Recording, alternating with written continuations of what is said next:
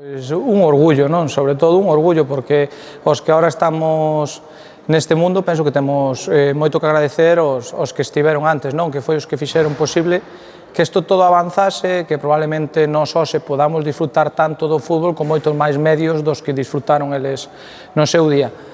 E na encima, pois, os que os estaban aí, e moitos deles eran homenaxeados, foron adestradores nosos, incluso adestradores do meu pai, que eu recoñecía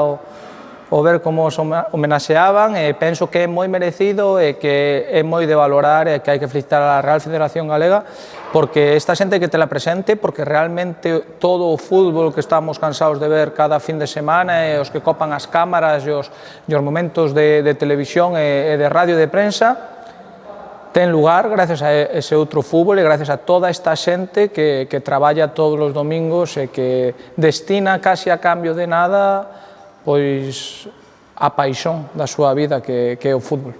Para min é toda unha honra, como dicía no propio acto, de agradecer á Federación Galega e aos directivos da Federación Galega que leven a cabo este tipo de actos. Ao final é recoñecer, darlle un cariño, como dicíades vos na presentación, a estes adestradores que bueno, son os que puxeron o xerme, cos que se iniciou, por exemplo, no meu caso,